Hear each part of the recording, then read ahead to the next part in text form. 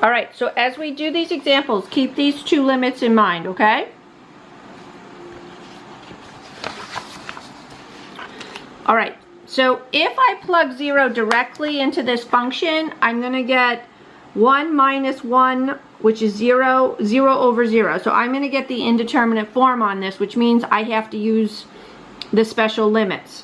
So if you recall, this specific part right there is equal to 0, right? These match, right? This is this. So the limit as x goes to 0 of this is 0, which means it's going to be 3 times the limit of this, which is 0. So then 3 times 0 is going to be 0. So if they put a scalar multiplier in front, you're just going to multiply that times whatever the limit is. All right, this one down here, if I plug 0 in here directly, I'm going to get 0 over 0, which is indeterminate form. So it's the same idea. You want to set it up so that it looks similar to this. Okay, so the idea is you want to pull that 1/4 off. You want to pull the 1/4 off because you need it to look like this. Right, so this part here is a 1, right? This part here is a 1. The limit as x was 0, this is 1. It's just being multiplied by a 4th. So 1/4 times 1 is going to be 1/4. Okay, so I hope you see what I'm doing. I'm modifying these so that they look like the limit. Now here, if I plug in 0, cosine of 0 is 1. Tangent of 0 is 0. This is 0, so 1 times 0 is 0. This is indeterminate, this one here. So for this, I got to figure out what I can do so that I can make it look like one of these. So I know that the tangent, the quotient identity for the tangent is sine over cosine.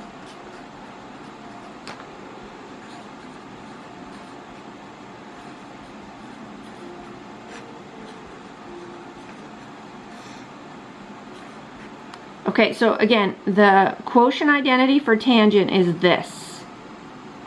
So I'm converting the forms using an identity. Now I can go ahead and reduce.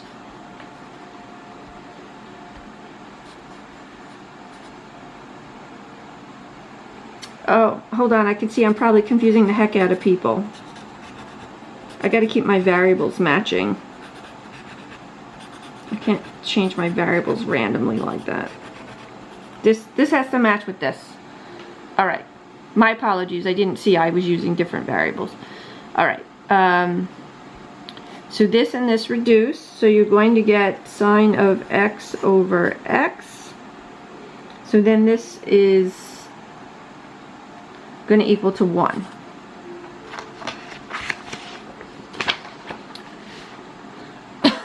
Okay. Now this one, let's see if I plug in 0. Anything to the 0 is 1, okay? So this is going to be 1 minus 1 over e to the 0, 1 minus 1. This is 0 over 0. Alright, so this is indeterminate. So what I'm going to do is I'm going to try to figure out where the common factor is on this one. So I'm going to make the top look like, there's more than one way to solve this. I'm going to make the top look like the bottom, and how I'm going to do that. This is actually one of your homework questions, I believe. I'm going to distribute this in.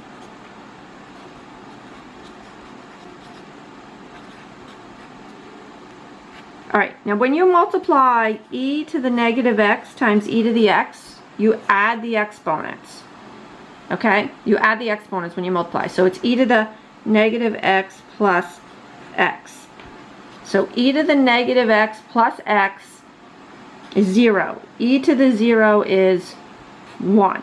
So this times this is 1. If you notice, I'm not going to multiply the other guy out. Can you guess why? Okay. Hopefully you can see that this and this match, which is what makes the common factor go away. I'm plugging the hole. Alright, which leaves me with this, because this guy's still downstairs in the denominator. And now I'll go ahead and plug in. So 1 over e to the 0 is 1 over 1, which is 1. So the limit to this guy is a 1. Just in case you're curious, I could have multiplied up down by e to the minus x, and that would have given me the same thing. It would have converted this guy to match that. Okay, gang, give these a go. If you get stuck on them, the trig ones, give me a holler, and I'll help you out with them, okay? All right, catch you.